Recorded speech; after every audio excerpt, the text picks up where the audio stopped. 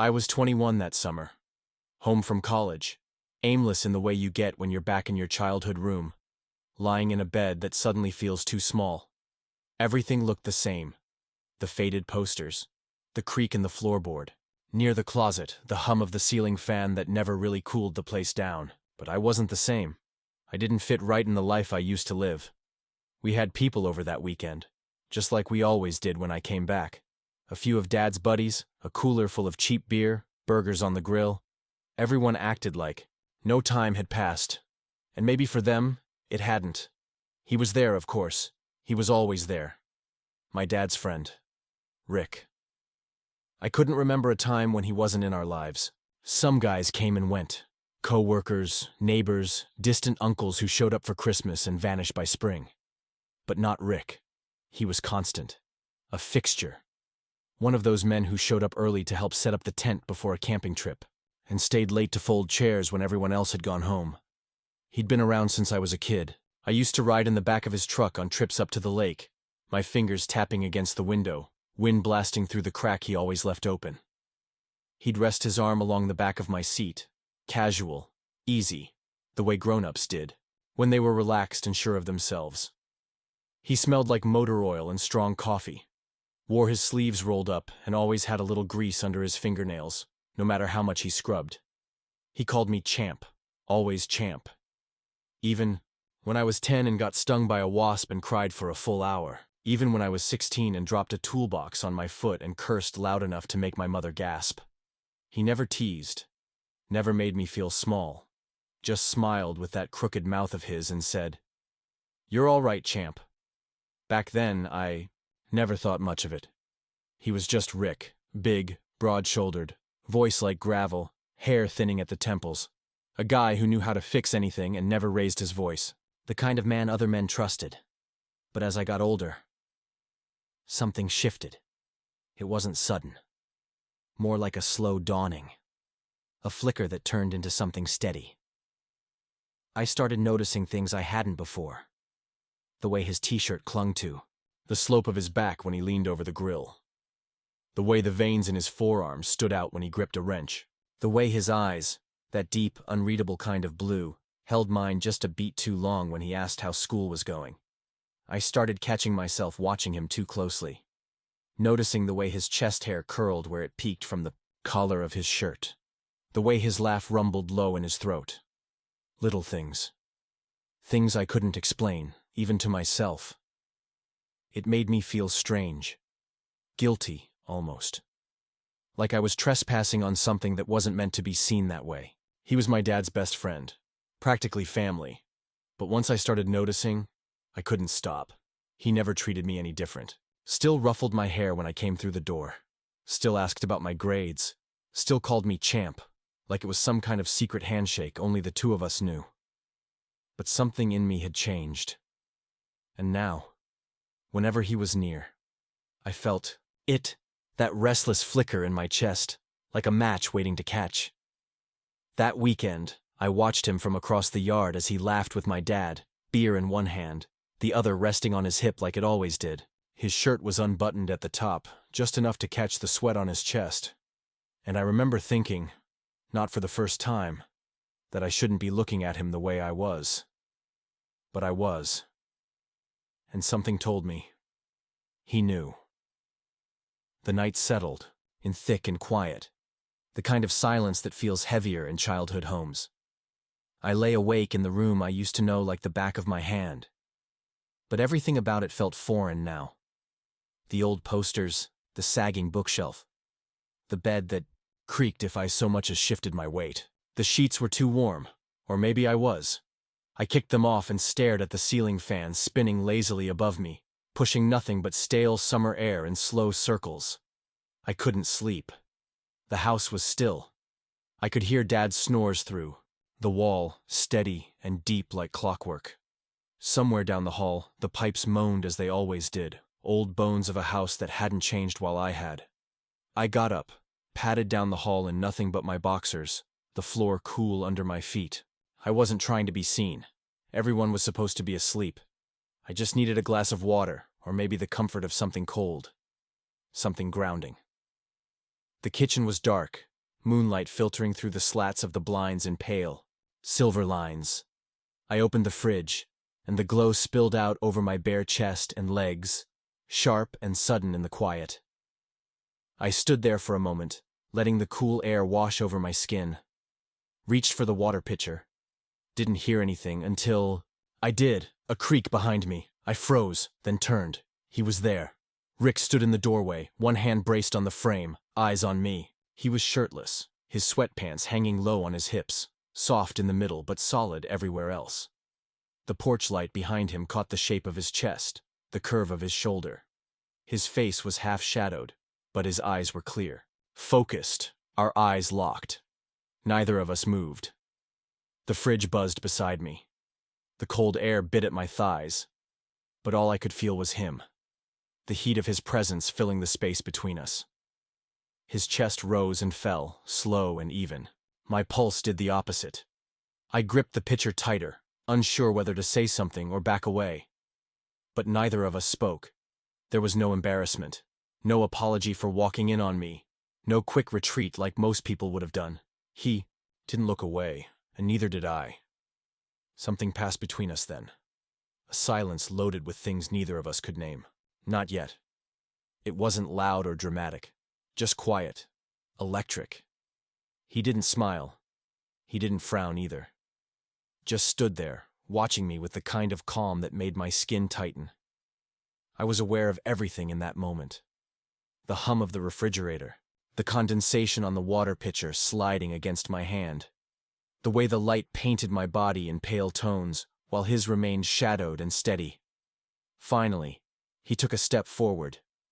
Not close, just into the kitchen, and reached past me, to the cupboard.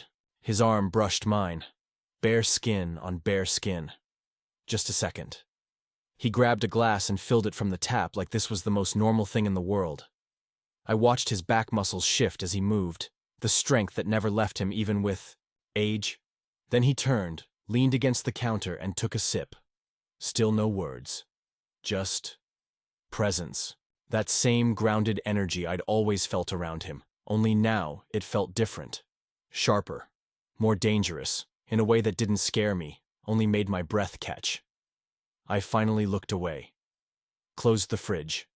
The room went dim again, save for the moonlight and the soft hum of whatever had passed between us. He set his glass down, eyes flicking to me once more. "Couldn't sleep either?" he asked, voice low and rough with sleep. I shook my head. "Nah, too hot." He nodded. "Yeah, old houses hold heat like bad memories." We stood there in the dark, two shapes outlined in silence, words hanging in the air like dust. Then he said, softer this time, "Night, champ." And with that, he walked past me. Slow. Steady. His arm brushed mine again. Intentional or not, I couldn't tell. I stayed there long after he left, the chill from the fridge gone, my skin still burning where he'd touched it. I couldn't move. Even after he stepped forward, after the glass filled and the tap shut off, I stayed exactly where I was, gripping the edge of the fridge like it anchored me to the moment. My mind was racing, 100 thoughts crowding in at once. Was this normal? Was I imagining the way he'd looked at me? The way his eyes hadn't flicked away, not even for a second? Because that's what people do, right? They look, then look away. Out of politeness. Out of habit. But Rick, he hadn't. He'd looked right at me, like he was trying to figure something out. And for a second, I wasn't 21 anymore. I was 10 again, sitting in the back of his truck, swinging my legs while he lit a cigarette and asked if I was doing okay. Only now, the way he looked at me wasn't paternal or casual. It was quiet, steady, focused. He hadn't flinched when he saw me standing there in just my boxers, hadn't turned away, embarrassed, or laughed it off with a joke. He'd just paused. Like I had become something new in his eyes, and he was still deciding what that meant. He leaned against the counter now, sipping from the glass in his hand, the motion unhurried, casual. But the air between us wasn't casual. Not anymore. Not tonight. I glanced over, trying to be subtle. His chest was lightly dusted with hair, not thick, but enough to make me notice. He had that kind of strength. That didn't come from gyms. It came from years of work. The kind that stayed with a man. And the way he held himself, shoulders relaxed, eyes calm, made me feel more exposed than any amount of skin ever could. "Couldn't sleep either?" he asked. His voice was low, not groggy, just soft, like he didn't want to wake the house, or maybe like he didn't want to break whatever this moment was. I cleared my throat. "Yeah. House feels smaller than I remember." He smiled a little at that. Not quite at me, more to himself. Funny how that happens. I walked over slowly, filled a glass of water just to have something to do with my hands. I felt the weight of him next to me, like heat radiating off stone. I wanted to say more, but my throat tightened every time I tried. He didn't push, just stood there. Finally, he asked, "How's school?" I shrugged. "Fine, busy. I switched majors last semester." "Yeah? To what? Psych?" He nodded. "Makes sense." I looked at him, puzzled. "Why?" "You've always been a watcher," he said simply. "Not the loudest kid in the room, but always clocking what people are doing, reading things." I blinked. I hadn't expected that. I didn't know he noticed. Didn't know anyone noticed, really. "Didn't think you'd picked up on that," I said quietly. Rick turned his head toward me, just enough to meet my eyes. "I've known you a long time, champ. You think I didn't notice how your eyes work?" I looked down at the water in my glass, at the condensation forming a ring on the counter. My chest ached with something I couldn't name. It wasn't desire, not exactly. It was deeper than that. A mix of admiration, confusion, longing, and that restless pull I'd been trying to ignore for the last few years. "Sometimes I think I don't even know who I am anymore," I said, almost without meaning to. He was quiet for a second, then said, "You're figuring it out. That's what your 20s are for. Not knowing is part of the deal." I let out a breath. "It just feels like I'm supposed to have answers." Rick gave a low hum, then pushed off the counter and walked to the back door. He leaned his shoulder against the frame, looking out into the yard. "Everyone acts like they've got answers. Most people are just making it up as they go." Another silence stretched out, but this one felt different. Not uncomfortable, just full. Like the space between us was charged with something unsaid, and we were both too careful to touch it. Finally he said, "It's good to see you, you know. You've grown into yourself." I looked at him. Really looked. And he met my gaze, without flinching. Something shifted in my chest then. A flicker of boldness. Maybe it was the late hour. Maybe it was the quiet. Or maybe it was the fact that, for the first time, I felt like he wasn't seeing a kid anymore. He was seeing me, and that, more than anything else, scared me, and made me want to stay in this moment just a little longer. He stayed by the door, looking out into the yard like there was something out there only he could see. The porch light cast long shadows across his back, softening the muscles, catching on the curve of his shoulder. I watched him without meaning to. Watched the way he stood so still, so quiet, like he belonged to the dark. He let out a breath, deep and steady. "You remember that trip to Rock Hollow? You were, what, 8? 9? I nodded slowly. "Yeah, you let me try to start a fire and I nearly burned my eyebrows off." He chuckled, low and warm. "Your dad was ready to pack up and drive home. You were crying. Couldn't get the lighter to work. You got so mad at yourself." I smiled just a little, "And you told me to hit the log with a stick instead." "That's right. Said if you couldn't light it, at least you could take your frustration out on it." We both laughed, quiet in the dark. "I think about that trip sometimes," he said after a pause. "You sat next to me by the fire that night, curled up in that ridiculous sleeping bag with dinosaurs all over it. Fell asleep with your head on my arm." I remembered it now. Not the details, but the feeling. That safe warmth, the crackling fire, the way his arm had felt under my cheek, like nothing could go wrong. Felt like a long time ago, I said softly. Rick didn't reply right away. He leaned his shoulder against the frame, his eyes fixed somewhere in the shadows of the yard. "It was," he said eventually. "We were all different people back then." There was something in his voice. Not regret, not sadness exactly. Just a kind of quiet weariness. Like life had pressed down on him in ways I couldn't see, and he'd learned to carry the weight without complaint. I saw him then. Not as my dad's friend. Not as the guy who'd fixed our water heater or brought extra folding chairs to every family gathering, but as a man. A man with his own history, his own heartache. And for the first time, I realized I wanted to know more of it. Not just the stories he told, but the ones he didn't. I opened my mouth to speak, but nothing came out. What would I even say? "What are we doing?"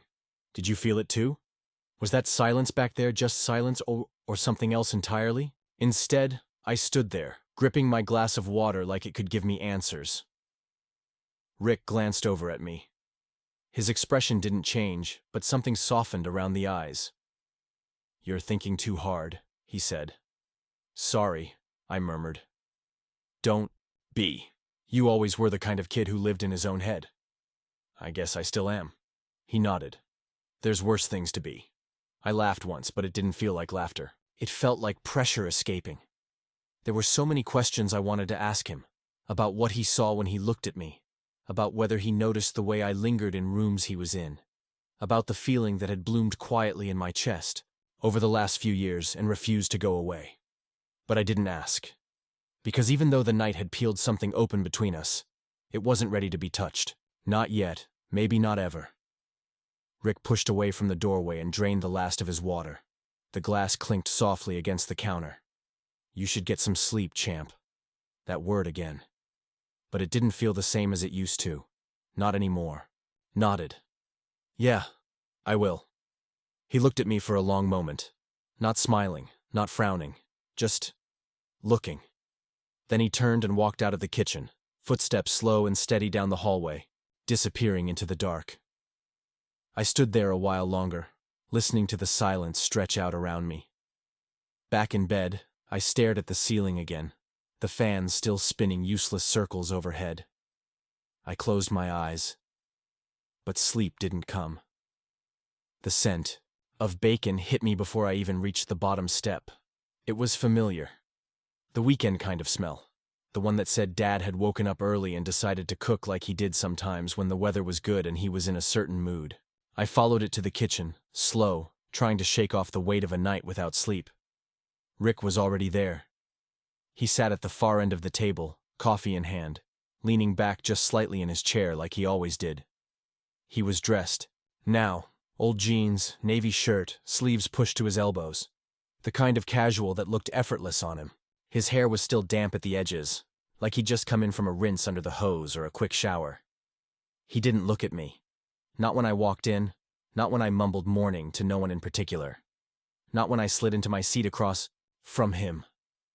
His voice blended in with my dad's, low and familiar. Two men who had known each other longer than I'd been alive. They were talking about some part that broke on the truck last week. A bearing, a mount, something that clunked when it shouldn't. I nodded along, pretending to listen, but I wasn't really in the room. My eyes drifted to the curve of Rick's forearm resting on the table, the small scar near his wrist I'd never noticed before. The way the steam from his mug curled upward and caught the light from the kitchen window. The window itself was cracked open just enough to let in the sound of birdsong and the scent of cut grass. Sunlight slanted across the tile floor in long stripes. It felt like a movie scene. One of those quiet ones. All forks clinking, soft, chatter, and a soundtrack you can't hear but still feel. I could barely eat. The coffee tasted bitter and the eggs were too dry. I kept my head down, but my thoughts kept circling back to the night before. The way his eyes had stayed on me just a second too long.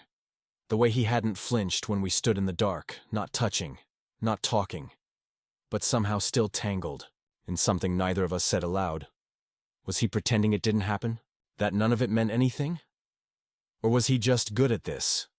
At staying still while the rest of the room caught fire? I stole a glance across the table. He laughed at something Dad said, the sound low and easy.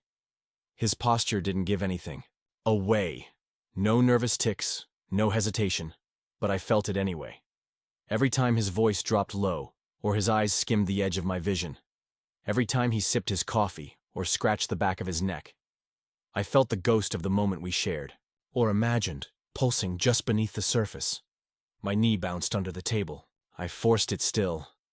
"Big plans today?" Dad asked, passing Rick the butter. "Nah," Rick said, spreading it slowly across a piece of toast. "Might take the bike out if the rain holds off."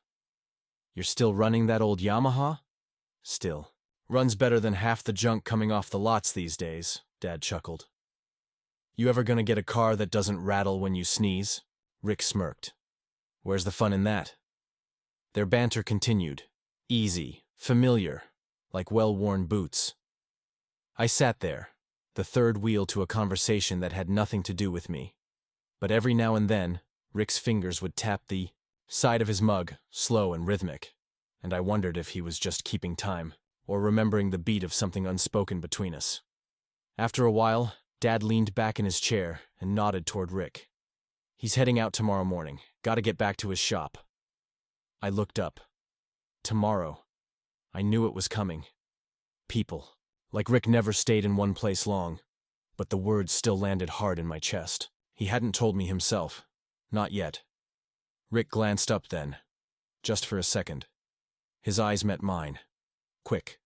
Unreadable. And then he looked back to his plate like it hadn't happened. And maybe it didn't.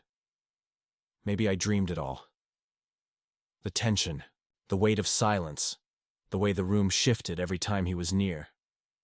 But as I sat there, watching the sun creep further across the table and listening to the sound of his voice brush against the edge of my thoughts, I knew one thing for sure. If it really meant nothing, then why couldn't I stop feeling it? The day stretched out in slow motion. I stayed close to home, wandering room to room like I was looking for something. I helped Dad clean out the shed, sat through lunch, even watched a baseball game I didn't care about. Anything to stay near, to not miss a window that might open. But Rick didn't linger. He was around, but in passing. A walk to the store, a nap in the recliner, a few quiet words here and there. Never alone. Never enough. It felt like standing in the doorway of something big, waiting for someone to tell me I was allowed in. As evening came and the house got quieter, I felt that old ache start to settle, the one that came when moments slipped through your fingers before you even realized they'd started. I was brushing my teeth when I heard it, the low groan of the garage door lifting. I moved before I could think, out the front, around the side of the house, barefoot on cool grass. The backyard was dim, shadows stretching long under the porch light, and there he was. Rick stood near the old tree, one hand in his pocket, the other holding a cigarette. He wasn't a regular smoker, I knew that. But I'd seen him do it a handful of times. Always at night. Always when something was weighing on him. He didn't jump when he saw me, just exhaled slowly and said, "Figured you'd come find me." I walked closer, hands in my hoodie pocket, the cool breeze brushing my ankles. I heard the door. Didn't want to wake anyone. We stood there for a beat, two silhouettes in a half-lit yard, the quiet pressing in all around us. "Waited all day," I said. "Thought maybe we'd get a chance to talk." Rick nodded slowly, flicking ash off to the side. I figured. Another pause. Then I asked quietly, "Did it feel different to you? Last night?" He didn't move, for a long second. Just stood there, eyes on the dark beyond the fence, like he was counting how many stars had come out. Then he said, "I noticed something. That was it. No speech, no dramatic reveal. Just the truth, plain and simple." My breath caught. So I didn't imagine it. He turned his head then, not all the way, but enough. "No, you didn't." Something loosened in my chest. Not relief exactly, but confirmation. I wasn't going crazy. I wasn't the only one who had felt the weight of silence in that kitchen. Rick took another drag, then let the cigarette hang between his fingers. "You're not a kid anymore," he said. "But I'm not sure what I can be for you." His voice was low, rough around the edges. Honest. I swallowed. I don't need you to be anything. He looked at me fully this time. The lines on his face caught the porch light. Not harsh, just lived in. His eyes were steady. Blue. Unreadable. But kind. I think you do, he said softly. We all need something. And that's what makes this complicated. I stepped closer. Not enough to touch, just enough that I could see him clearly. I'm not asking you to explain anything, I said. I just needed to know I wasn't alone in it. You're not, he said. But some things are harder than others to name. I nodded, eyes stinging more than I expected. Just don't leave without saying goodbye this time. He looked at me for a long moment, cigarette forgotten. Then he said, I won't. We stood there a little longer, not speaking, not moving. Eventually he dropped the cigarette and crushed it under his boot. You should get some sleep, champ. This time the word didn't sting. It didn't feel like a wall. It felt like a thread, something still connecting us, even if neither of us knew where it would lead. He walked past me, slow and quiet, his arm brushing mine again in that barely there way that said more than words. I didn't turn around. I stood there until the porch light flicked off behind me and the house settled back into stillness. The stars were brighter now, and I was still wide awake. Morning came fast. The house was still sleepy when I heard the shuffle of boots and the sound of a duffel bag hitting the floor near the front door. My stomach sank, even though I knew this was coming. Rick didn't stick around long. That was part of who he was. Always moving, always returning to his own rhythm, his own place. I threw on a hoodie, didn't bother with shoes. By the time I made it to the driveway, he was already loading the truck bed, hitching the last strap, in place like he'd done it 1,000 times. He looked up when he heard me. No smile, but no surprise either. Just that quiet nod of acknowledgement we'd always traded. Didn't want to leave without saying goodbye, he said. You promised, I reminded him. I did. The morning was cool, sun barely cutting, through the clouds. The truck was coated in a fine layer of pollen. It looked like it hadn't been washed in weeks, but somehow it suited him. Rugged, a little dusty, but reliable. We stood there on the gravel, hands in our pockets, both unsure how to bridge the space between us. There were a dozen things I could have said, maybe 100. Did last night mean something? Do you think about me when you're gone? Will you? Instead, I just said, drive safe. He nodded. I always do. He moved toward the driver's side, opened the door, then paused. For a second, he looked like he might change his mind, like something behind his eyes shifted, unspoken, uncertain. Then he stepped closer and pulled me in. It wasn't a casual hug. It wasn't the kind of slap-on-the-back thing he gave my dad or one of the neighbors. This one was different. Full-bodied, both arms tight, chest to chest. I felt the weight of him, the warmth, the way he held on for just a second longer. Then he had to. I closed my eyes. He smelled like soap and early morning, like denim and sun-warmed metal. When he pulled back, his hands stayed on my shoulders. You ever need anything? He said. Voice low, steady. I'm around. I couldn't speak, so I just nodded. He gave my shoulder one last squeeze, then climbed into the truck. The engine groaned to life, familiar and rough. He rolled the window down halfway, gave me one last look. Not quite a smile, not quite a goodbye. Then he pulled out of the driveway. The gravel kicked up behind him. The sound of tires crunching faded down the road until it was just birds again. Just wind, just me. I stood there for a while, watching the empty street, watching the dust settle. My hand still felt warm where he'd touched it. The front door creaked open behind me. I heard my dad ask if Rick had already gone. I didn't answer, right away. Just kept looking out past the trees, past the silence.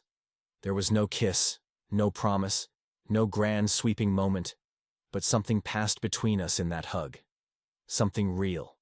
Something that said, I see you. I remember this too. I turned to go back inside, hand brushing against my chest like I could hold on to it just a little longer. And as I stepped back into the house, the same one I'd grown up in, the same one that never really changed, I realized I used to wonder what his chest hair felt like. Now, I wonder if he ever wonders about me.